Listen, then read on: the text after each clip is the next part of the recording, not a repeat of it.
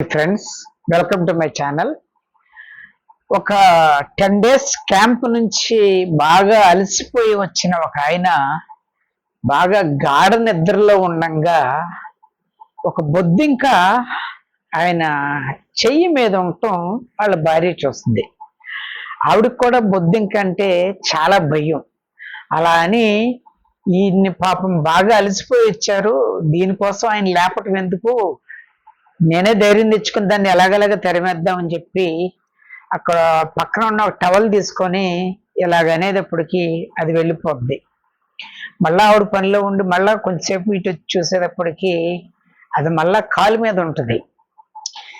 సరే అని చెప్పి ఆ దుప్పటి ఇలాగనేటప్పటికి మళ్ళీ వెళ్ళిపోద్ది. ఈ దుప్పటి లాగేటప్పటికి ఆయన వెళకల్లా పడుకున్న ఆయనల్లా కొంచెం పక్కకి తిరిగి పడుకుంటారు. మళ్ళా ఆవిడ కొంచెం పనిలో అయ్యి మళ్ళా వచ్చి చూసేటప్పటికి కరెక్ట్గా బొగ్గె మీద ఉంటుంది ఆ బొద్దింక. ఇది ఎలాగైనా వెళ్ళలేదు, దీన్ని ఏదో ఒక రకంగా చంపేస్తేనే బాగుంటది, ధైర్యం తెచ్చుకోవాలి, పాపం ఆయన అలసిపోయి నిద్రపోతుంటే ఇది వచ్చి ఇసుకిచ్చేస్తుందని చెప్పి లాగి పెట్టి ఒక్కటి కొడుద్ది. ఆ దెబ్బతో బొద్దింక పారిపోద్ది కానీ ఆయన లెగిసిపోతాడు. లెగిసిన వెంటనే ఆయన చెంప మీద ఈవిడ 5 వేళ్ళు ముద్ర తేలటం, ఆ చేతుకున్న రింగు కూడా దిగి ఘాటు పడిపోవటం జరిగేటప్పటికి ఉలిక్కి పడిలేసి, ఏంటి ఇలా కొట్టావు, ఏం చేశారు అని అంటే, అయ్యయ్యో కొడతాం నా ఉద్దేశం కాదండి, ఇలా బొద్దింకి వచ్చింది, ఇలా జరిగింది, ఏమనుకోవద్దండి, మీకు నిద్ర డిస్టర్బ్ చేసా తర్వాత సంగతి నా చంపబడిపోయింది అక్కడ, నేను కావాలని కొట్టలేదండి, నువ్వు కావాలని కొట్టావు నేను అంటలేదు, మన ఇద్దరి మధ్య ఎప్పుడైనా గొడవలు జరిగినాయా, కొట్టుకోవటం అలా జరిగినాయా, సర్లే ఏదైతే అది అయిందిలే అని చెప్పి అద్దం దగ్గరికి వెళ్ళి చూసుకుంటే చక్క 5 ఏళ్ళు కనపడుతున్నాయి, ఘాటు కనపడుతుంది. సరే ఇంకా నాకు నిద్ర కూడా పట్టలేదు, బయటకి వెళ్ళి పేపర్ చదువుకుందామని బయట పేపర్ చదువుకుంటా ఉండేటప్పటికి ఇంట్లో పని చేయటానికి వచ్చిన పని మనిషి చూసి ఈయన చెంప వెనక చూసి అయ్యగారు అని అనబోయి సరైన లోపలికి వెళ్ళిపోయి ఆయన వాళ్ళ ఆవిడతో, అమ్మ ఏంటి అయ్యగారికి ఏంటి చెంప మీద 5 ఏళ్ళు తేలిపోయింది, అలా కొట్టారు ఎవరు అంటే, చచ్చ ఎవరో కొడతాం కాదు, ఇలా జరిగింది అని చెప్తే ఆవిడకి నమ్మబుద్ధి అవ్వలేదు.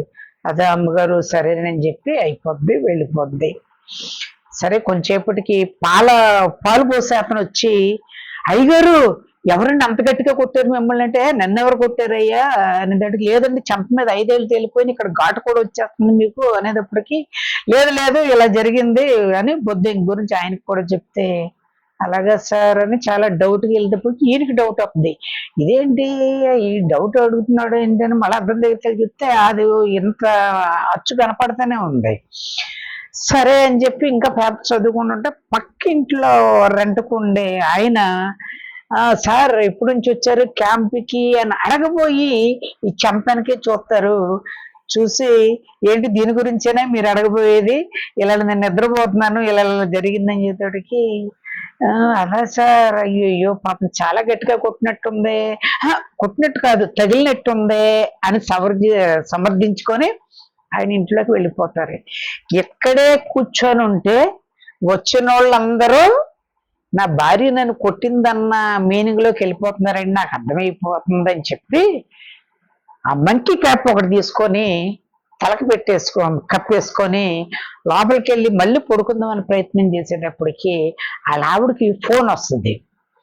ఫోన్ వచ్చేటప్పటికి ఒక ఆవిడ ఫోన్ చేసి, వదినా ఏంటి అన్నయ్య గారు వచ్చారా క్యాంప్ నుంచి, వచ్చారమ్మా అంటే, అదే పని మనిషి చెప్తుంది చంపంతా వాసిపోయిందంట, ఏమన్నా గొడవలు జరిగినాయా ఏంటమ్మా, మీరిద్దరు ఏమన్నా కొట్టుకున్నారంటే, చిచ్చి మేం కొట్టుకుంటాం ఏంటన్నా, అలాంటిది ఏమీ లేదంటే, లేదు పని మనిషి అలాగే చెప్తుంది, అమ్మ ఏదో బొద్దింకని కొడుతున్నారు అని చెప్తున్నారు, కానీ బొద్దింక కొడితే అంతా 5 ఏళ్ళు తేలిపోయేలాగా ఘాటు పడిపోయేలాగా కొడతారా, వాళ్ళకి ఏదో గొడవ వచ్చినట్టుందమ్మా, పాపం నేను అడగలేకపోయాను, పెద్దవాళ్ళు కదా, నువ్వన్నా అడిగి చాలా వాళ్ళు అన్యోన్యంగా ఉంటారమ్మా, వాళ్ళు ఎలాగలాగా పాపం సరిచేయమ్మా అని అన్నారంటే, ఈయనకి అది వింటున్న ఈయనకి మళ్ళా నిద్రాభంగం పిచ్చెక్కిపోయి ఇదెక్కడ గొడవరా, నాకు 10 రోజులు క్యాంపులోనే సంతోషంగా ఉందని చెప్పి మళ్ళీ బయటకు వచ్చేటప్పటికి ఆ పక్కింటి రెంట్లో ఉండే ఒక చిన్న పాప దగ్గరకు వద్దడికి, అరే రారా అని ఎత్తుకుని వెళ్తే, ఎరా స్కూల్కి వెళ్ళలేదా అంటే,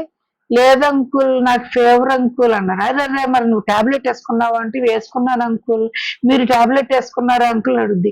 నేను టాబ్లెట్ వేసుకుంటూ ఎందుకు రానంటే, లేదంకుల్ మిమ్మల్ని ఆంటీ కొట్టిందంట కదా, మా డాడీ మా మమ్మీతో చెప్తున్నారు, ఆడి ఇదేంటి బొద్దెంక కొట్టిందని అంటున్నారంట, అది కాదంట కదా, మిమ్మల్ని బాగా ఆంటీ కొట్టారంట అని మా మమ్మీ డాడీ చెప్పుకొని ఒక నవ్వుకుంటున్నారు అనేటప్పటికి ఆ పాపని దింపిన ఆయన ఆ మంకీ కాపు కూడా తీసేసి ముఖానికి మాస్క్ కట్టుకున్నట్టు కట్టుకొని గదిలోకి వెళ్ళి దుప్పటి కప్పుకొని పడుకుంటాడు. మై డియర్ ఫ్రెండ్స్, ఈ ఎగ్జాంపుల్ ఎందుకు చెప్పానంటే, మనసున్న ప్రతి మనిషికి బాధ కలగటం అనేది సర్వసాధారణం. కలిగిన వెంటనే మనం ఏమనుకుంటామంటే, మనకు బాధ వచ్చింది, మన బాధను ఒకరికి పంచుకోవాలి అని చెప్పి ఫస్ట్ ఆలోచిస్తాం, ఎవరైనా సరే నేనైనా సరే. కానీ ఒకప్పుడు మన బాధను పంచుకోవటానికి మనకంటూ కొంతమంది ఖాళీగా ఉండేవాళ్ళు. ఖాళీ అంటే సెల్ ఫోన్ రాకముందు అందరూ ఎన్ని పనులున్నా రిలేషన్స్ పక్కన పెట్టేవాళ్ళు కాదు. ఎవరికన్నా అనారోగ్యం వస్తే వాళ్ళని పరామర్శించడానికి వెళ్లకుండా ఉండేవాళ్ళు కాదు. ఇప్పుడంటే ఫోన్లు వచ్చేసినాయి, ఫోన్లోనే మాట్లాడుతున్నారు కాబట్టి బిజీగా ఉంటున్నారు. కాబట్టి మనం ఎవరైనా మన బాధ చెప్పుకుందామని నువ్వు ప్రయత్నం చేస్తే, వీడి బాధ అంతా నాకు చెప్తున్నాడు, నాకున్న బాధలు నేను ఎవరికి చెప్పుకుంటున్నానని చెప్పి నిన్ను చులకనగా చూస్తారు అనే ఉద్దేశంతో నేను ఆ కాన్సెప్ట్ చెప్పాను. అండ్ నువ్వు చెప్పిన తర్వాత నిన్ను ఓదారుస్తారో లేదో తెలియదు, కానీ నిన్ను మాత్రం నీకు తెలియకుండానే వాళ్ళు ఏదో ఒకటి క్రియేట్ చేసుకొని, ఏదో ఒకటి ఊహించుకొని నిన్ను ఒక ఎంటర్టైన్మెంట్ విషయంలాగా ఆ జరిగిన సంఘటన ఊహించుకొని వితౌట్ రెమ్యునరేషన్ పబ్లిసిటీ చేయటానికి అందరూ సిద్ధంగా ఉంటారు. కానీ నువ్వేమనుకుంటావు, వీళ్ళు నా వాళ్ళు, వీళ్ళకి బాధ చెప్తే నా బాధ పోద్ది. ఎందుకు పోద్ది నీ బాధ? కొట్టింది నీ భార్య, దెబ్బ తగిలింది నీకు, కొట్టిన ఆవిడికి బాధ ఉండదు. అనుభవించవలసింది ఎవరు? నువ్వే అనుభవించాలి. అఫ్ కోర్స్ కొన్నిసార్లు మానసికంగా కుంగిపోయినప్పుడు మనకి బాగా అయిన వాళ్ళు కానీ కాని వాళ్ళు కానీ బాగా అయిన వాళ్ళు, మనల్ని ఇష్టపడే వాళ్ళు, మనల్ని బాగా అమితంగా అభిమానించే వాళ్ళు ఒక మాట మాట్లాడితే తప్పనిసరిగా మన హార్ట్ లో ఉన్న బాధ కొంత తగ్గుద్ది. శారీరక బాధ తగ్గినా తగ్గకపోయినా మనిషికి ముఖ్యం ఏంటంటే హార్ట్ లో ఉన్న బాధ. ఆ బాధ తగ్గించుకోవటానికి ఇదివరకు రోజులైతే ఉపయోగపడేవి. ఇప్పుడైతే కనుక ఎట్టి పరిస్థితుల్లో నీకు ఎవరో ఓదార్చరు, అంత ఖాళీగా ఎవరు లేరు. ఉన్నా సరే నువ్వు ఒక ఎంటర్టైన్మెంట్ ఆర్ నువ్వు పదే పదే ఫోన్ చేస్తున్నావు, అబ్బో వీడి ఫోన్ చేశారంటే గనక, లేకపోతే ఈ ఫోన్ చేసిందంటే గనక ఏదో ఒక సమస్య చెప్పో, ఏదో ఒక ఇబ్బంది చెప్పో నా బుర్ర తినేస్తారు అని చెప్పి నిన్ను పక్కన పెట్టేస్తారు. కాబట్టి నీ బాధ చెప్పుకోవటానికి ఎవరికి చెప్పుకోవటానికి ప్రయత్నం చేయకు. ఫస్ట్ ఆఫ్ ఆల్ ఆ బాధ నీ వలన నీ చేతులారా చేసుకుంటే గనక ఎందుకు వచ్చింది, ఎలా జరిగింది, దీన్ని జరగకుండా నెక్స్ట్ టైం ఉండాలంటే ఇది నాకు గుణపాఠం అని చెప్పుకొని సరి చేసుకోవటానికి ప్రయత్నించు.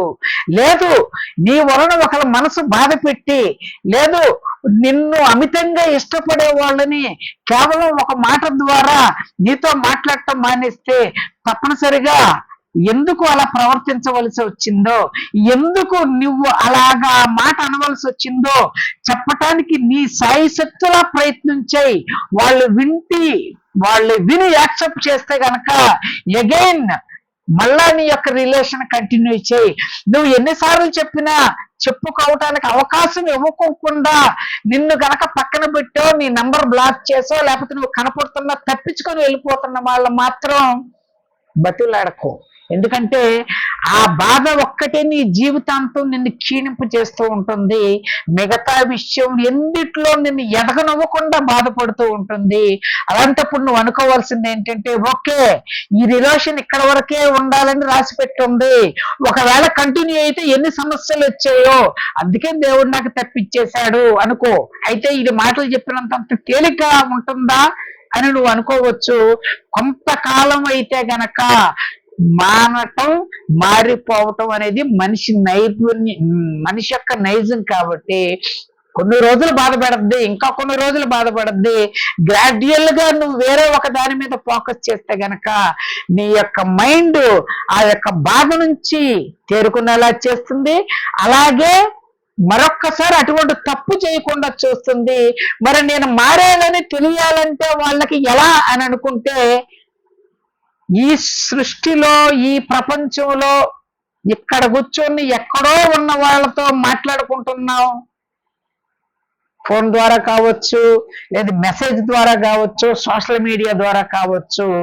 నిన్ను పట్టించుకునే వాళ్ళు నీ ఎదురుగా కనపడి నువ్వు టాప్ పొజిషన్ లో ఉన్నావా, లేకపోతే నువ్వు నన్ను అన్నందుకు వీడు నాశనం అయిపోయి దిగజారిపోయిన స్థితిలో ఉన్నాడా అని చూసుకోవాలంటే నీ ప్రత్యక్షంగా నీ ఎదురు ఉండక్కర్లేదు. వాళ్ళకి తెలిసిన పద్ధతుల్లో, ఎందుకంటే వాళ్ళు కూడా బాధపడ్డారు కాబట్టి వీడు సిచ్యువేషన్ ఎలా ఉంది, వీడు బాధపడుతున్నాడా, రియలైజ్ అయ్యాడా, మార్పు చెందాడా అని తప్పనిసరిగా ఆలోచిస్తారు. కాబట్టి నువ్వు రియలైజ్ అయ్యే స్థితిలోనే ఉండాలి అన్న విషయం వాళ్ళు గ్రహించాలంటే ఆ బాధ మర్చిపోయి నువ్వు హ్యాపీనెస్ గా ఉండాలి. అది వాళ్ళు తప్పనిసరిగా ఏదో ఒక రకంగా ఇతని షార్ట్ పీరియడ్ లో కాకపోయినా లాంగ్ టర్మ్ లోనన్నా గ్రహించి తీరతారు. అంతేగాని నీ బాధను చెప్పుకుంటే పోద్దని చెప్పి కనపడిన వాళ్ళందరికీ నీ యొక్క విషయాలు చెప్పుకోవటం మొదలు పెడితే నువ్వు ఒంటరి వాడిలా మిగిలిపోతావు, లేదా నువ్వు ఒంటరి ఆమెగానే మిగిలిపోతావు. ఇటువంటి పరిస్థితి వచ్చినప్పుడు మౌనంగా ఉండు, నువ్వు చేసిందంటూ గ్రహించు, ఆ తప్పు నుంచి బయటపడు, మరొకసారి ఆ తప్పు చేయకుండా ప్రవర్తించు. అంతేగాని నీ కోసం ఒకళ్ళు ఉండాలి, నా కోసం ఒకళ్ళు ఓదార్చాలి అనే ఆశ మాత్రం ఎట్టి పరిస్థితిలో పెట్టుకోవద్దు. Thank you very much.